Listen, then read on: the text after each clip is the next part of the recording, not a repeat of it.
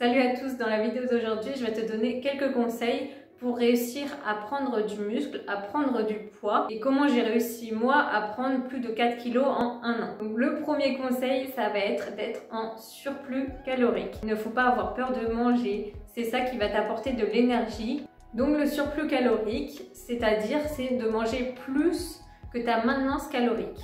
Pour connaître ta maintenance calorique, tu vas surveiller, traquer tes calories sur environ 2 semaines et tu vas regarder si tu prends ou tu te maintiens à ton poids. Si tu te maintiens à ton poids, ça veut dire que c'est ta maintenance calorique.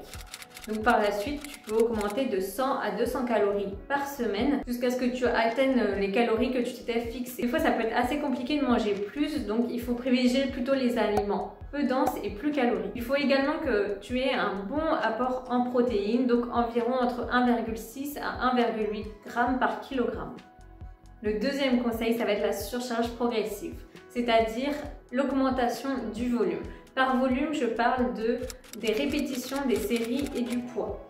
On a pu très souvent l'entendre qu'il y avait une fourchette de répétition pour l'hypertrophie qui était de 6 à 12 répétitions, 1 à 6 répétitions pour la force et pour l'endurance, plus de 12 répétitions. Il y a plusieurs études qui ont démontré qu'il n'y avait pas de fourchette de répétition précise, dont l'étude de Robert Norton qui a comparé deux groupes. Le premier groupe avait une fourchette de répétition entre 6 et 12 répétitions et le deuxième groupe avait une fourchette de répétition de 20 à 25 répétitions. Et cette étude montre la même prise de masse musculaire pour les deux groupes lorsqu'ils vont suffisamment proches de l'échec. Chaque fourchette de répétition va avoir des avantages et des inconvénients. Donc c'est vrai qu'il est important d'avoir dans son programme les différentes fourchettes de répétition pour varier. Ce que je recommande pour les répétitions, c'est de faire entre 6 à 20 répétitions. Donc plutôt mettre une séance dans laquelle tu vas faire entre 6 à 12 répétitions et une autre séance où tu vas mettre plutôt des exercices entre 12 à 20 répétitions. Pour le choix du nombre de séries par semaine, je recommande entre 8 à 12 séries par semaine par muscle.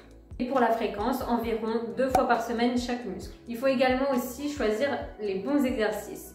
Donc tout d'abord, au début de la séance, tu vas plutôt mettre des exercices polyarticulaires. Ils vont solliciter plusieurs muscles. C'est par exemple du développé couché, du rowing, du hip thrust, des tractions, du Bulgarian split squat. Et par la suite, tu peux mettre des exercices d'isolation. Ces exercices vont permettre de solliciter des muscles ou des parties de muscles peu ou pas sollicitées lors d'exercices polyarticulaires. En exercice d'isolation, il peut y avoir le leg curl, le biceps, triceps, etc. Je reviens également sur l'approche à l'échec. Sur des exercices polyarticulaires, il va falloir un peu plus s'éloigner de l'échec, donc environ à 2, 3, 4 répétitions proches de l'échec. Et sur des exercices d'isolation, on peut être beaucoup plus proche de l'échec, donc à 1 à 2 répétitions. Le troisième conseil, c'est d'avoir une bonne récupération. Ça ne sert à rien de faire trop de séances de sport parce que le corps n'a pas le temps de récupérer et ce sera plutôt contre-productif.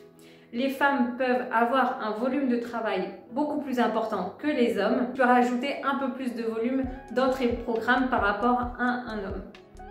Lorsque tu vas créer ton programme, tu vas plutôt espacer les exercices sur lesquels tu vas mettre plus lourd entre eux pour que tu aies une bonne récupération entre chaque.